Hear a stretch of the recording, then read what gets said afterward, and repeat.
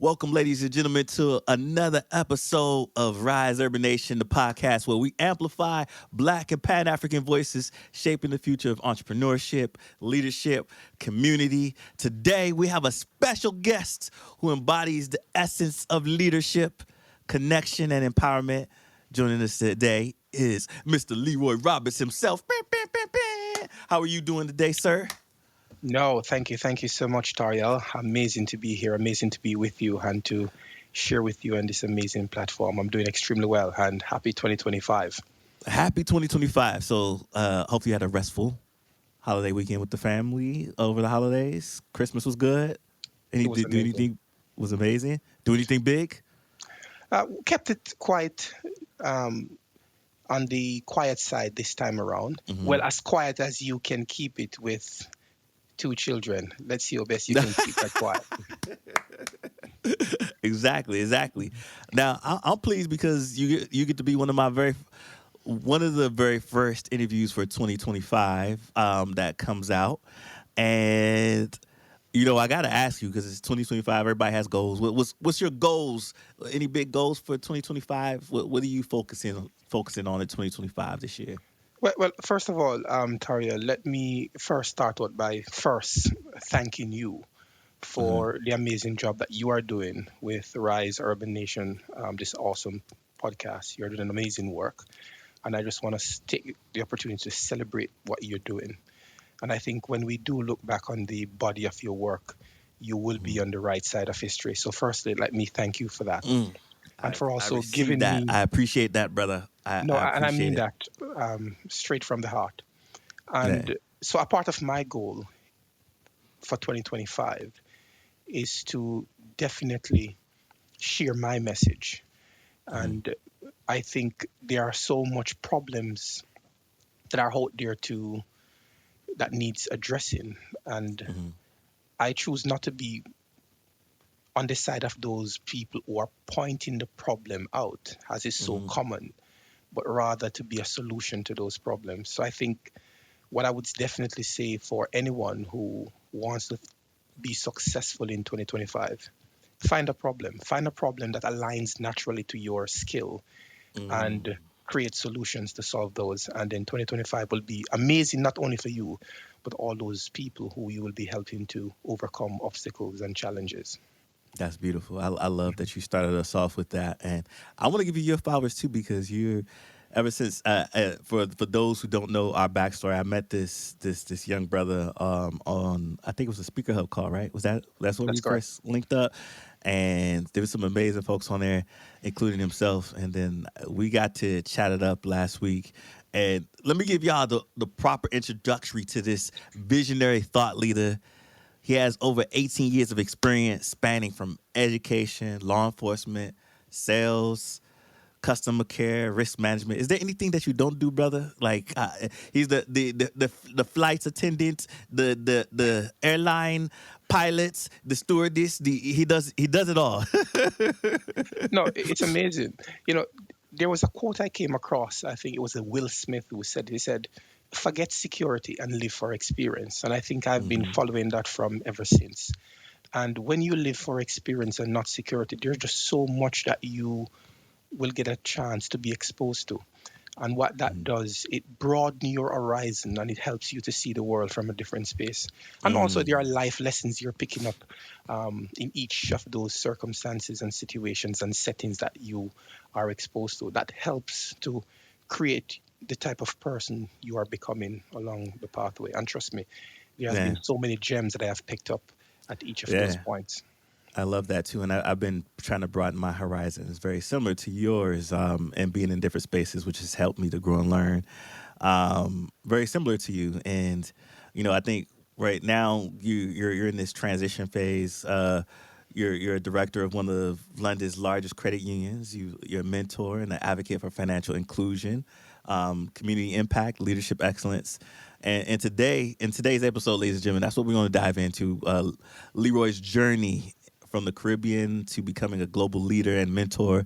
We'll explore how he overcame challenges, built a thriving consultancy business, and why representation and storytelling are crucial in our communities.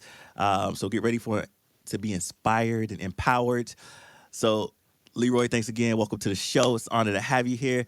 Let's start from the beginning. You were born and raised in the Caribbean. I know everybody had the accents, the dialects. I knew you was a Caribbean brother as soon as you started speaking. Uh, based in the UK, leading an impactful initiative. Tell a bit about your upbringing and the journey that led you to where you are today. No, thank you. So I consider myself to be privileged to be born in the Caribbean, Jamaica to be exact, which most people are not aware of this, but Jamaica is the largest Anglophone island within the Caribbean and Latin America. So we're the Mm, largest English speaking country there. Of course, a part of the British Commonwealth. And so mhm, there's a lot of ties to the UK and hence the transition much later on. But life growing up in the Caribbean was an amazing one. mhm, We're talking about strong family ties, strong values around family life, and just supporting each other and existing in an environment where people did not live for themselves, but also it was ingrained within us from a very early age the importance of having community interests.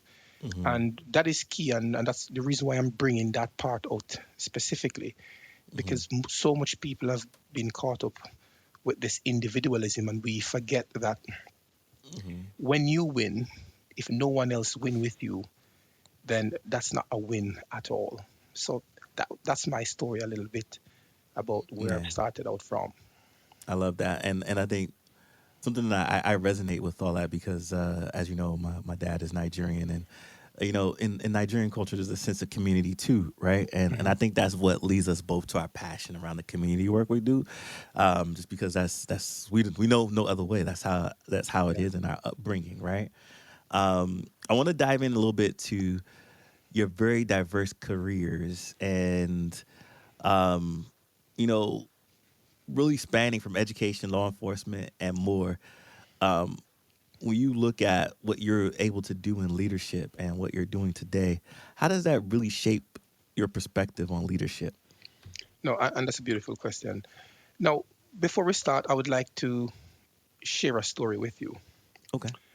I was in a meeting with my new manager.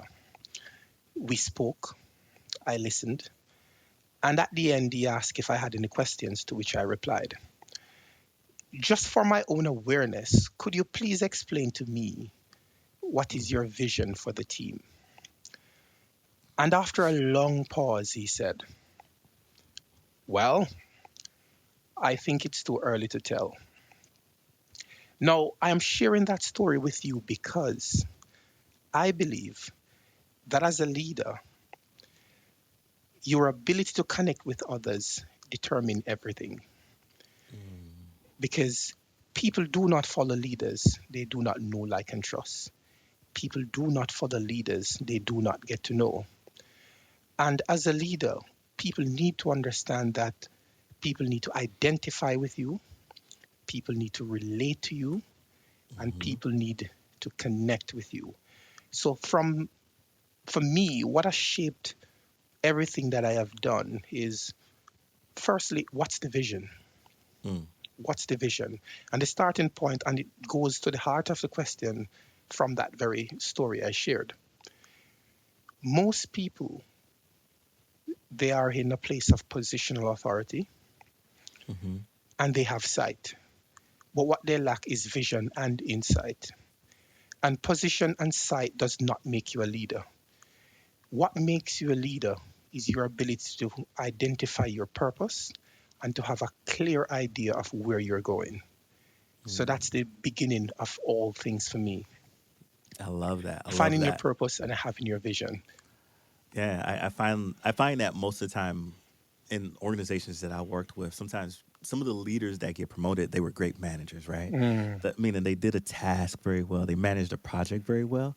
But when you get promoted to an executive or something higher, where it requires more than just the management requires you to connect and motivate people, like you said, there has to be that essence of leadership, and they have not. That's not been a skill that they've honed into or been taught. I'll give you an example. Right, one time a company I was working with, they promoted this guy who was great at management projects. Right, he would always get the project done on time and under budget. But when he got promoted, what they started to see is that, yeah, he may get the project done on time and under budget, but how much turnover did he had? Mm. Did he have the same team that he started with? And like the team was burnt out, right, towards the end of the project, and then had chaos and disconnect. And so after that project, you what did you have left, right? After that project is done, and it didn't help anybody develop, promote, and so forth. And so, that's the difference between being a manager and a leader. And sometimes people confuse the two and makes it synonymous, which I think is one of the challenges. But I'm sure you probably have other things that you think about when you think about challenges. And I'm curious, like, every great leader has faced significant challenges along their journey. Can you share a pivotal moment or hurdle that tested you and how you managed to overcome it? So there are many, but what I would say is on this pathway, on this journey, many of the challenges I have faced is to see things that other people couldn't see, Mm, and to have that conviction to persist regardless of being surrounded by doubters, regardless of the fact that other people could not see what you saw, and you have to persist. And then eventually, when you persist with your stick to itiveness, that's when people say, "Ah, now we see." And what that has taught me is that you have to be patient rather with the people around you. Because if you have the vision and you are convicted that mm-hmm, there is something that you are supposed to do, and that brings out something else, it's not just getting things done. As a leader who is driven by a purposeful vision, you have a deep sense of conviction that there is something that I'm supposed to change. There is something that I'm supposed to do. There's something that is not right that needs fixing. And I believe that it is my purpose to fix this. And I'm going to pursue that even if it kills me. And if you don't have that attitude towards it, then you will not get it done. So the biggest challenges, definitely, I would say, is to persist mm, to get things done that other people believe that's not possible. For example, I remember when I was about to start out my business, I would have had conversation with people and they would say, why should we come to you for guidance and leadership? And why not mm, someone like John Maxwell, for example? And of course, we know John Maxwell is a guru in the field. I've read his works for decades and I've been following his content greatly. But one can become discouraged when you find people saying, hey, you are coming with your approach, you are coming with your message. But why should we listen to you? mm, But the thing is, I have the vision mm-hmm. and I know my work. And my work is this. And this might be surprising to some, but guess what? Well, I have nothing new to share. But mm, guess what's new? What is new is my rare and innovative perspective.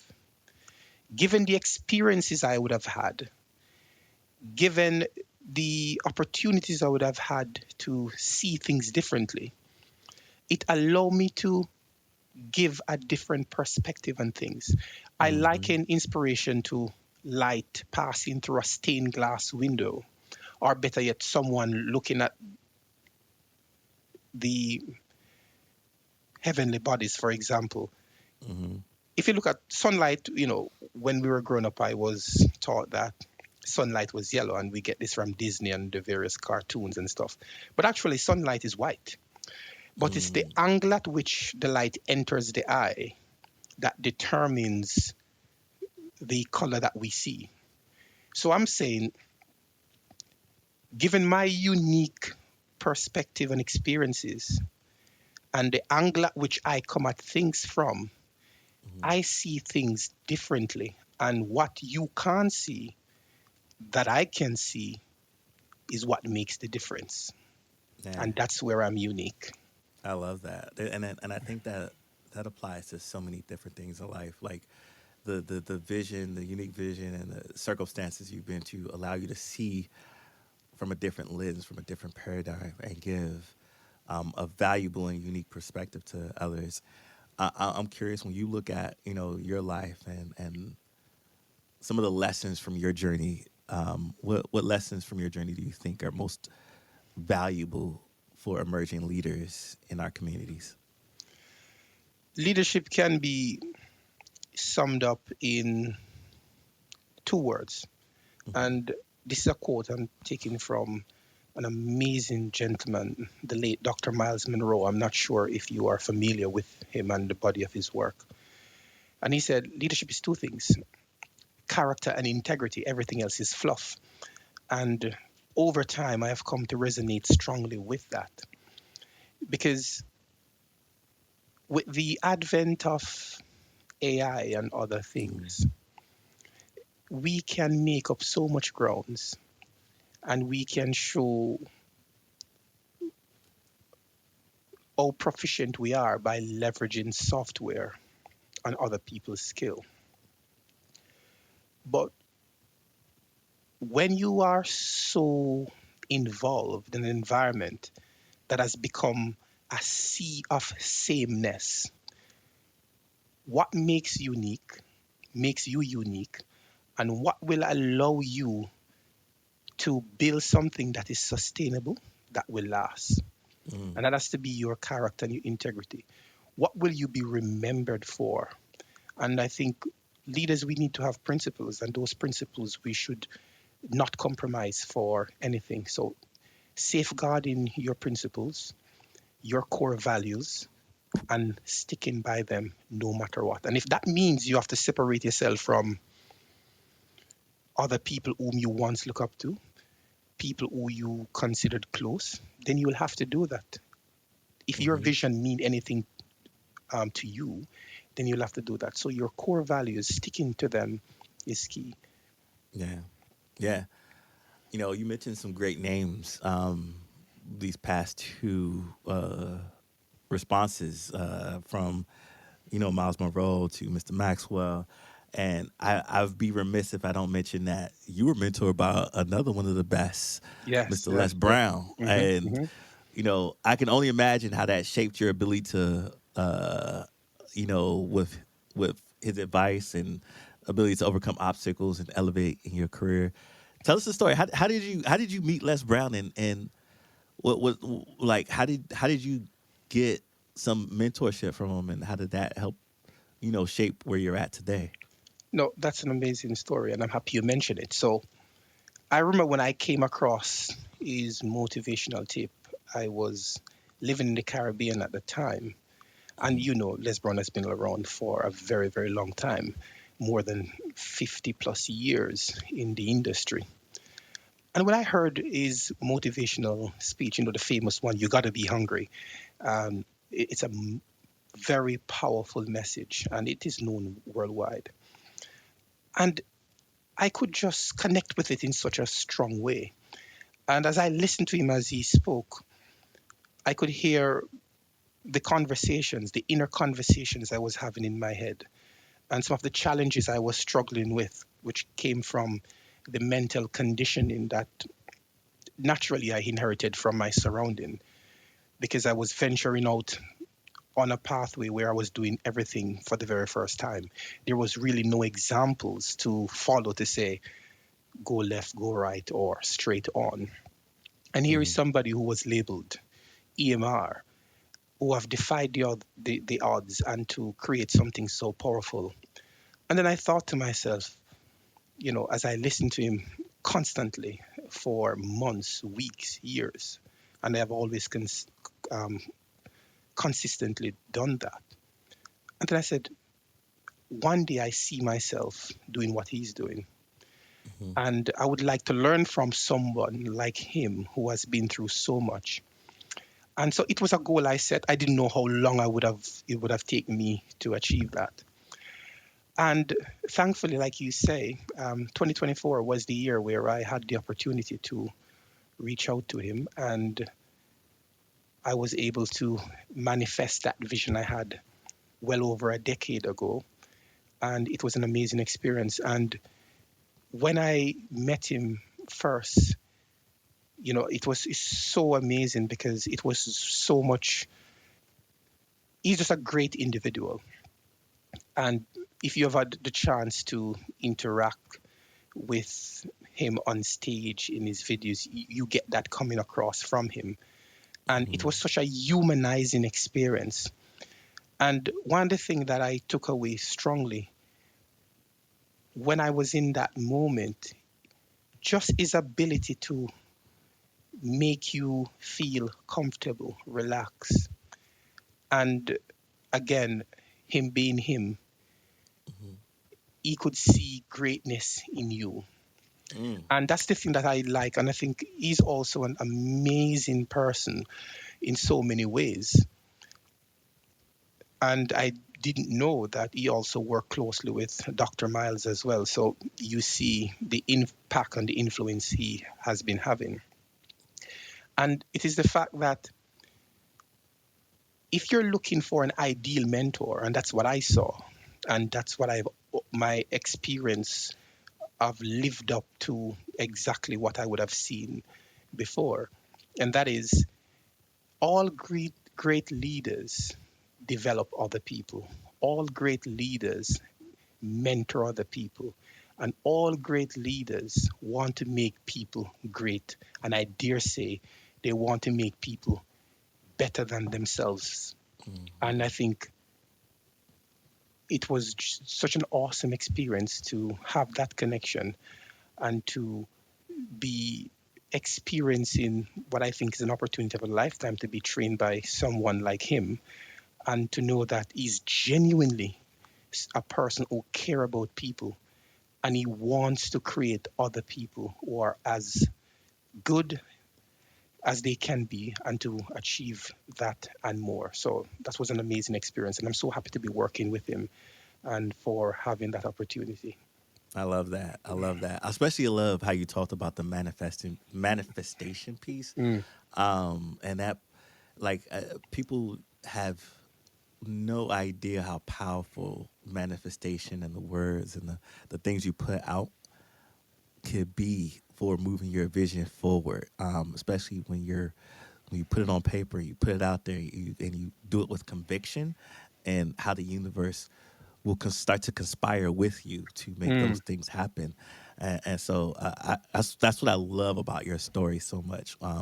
Every time you share it, I get goosebumps every time I hear you tell it. So thank you for sharing that piece.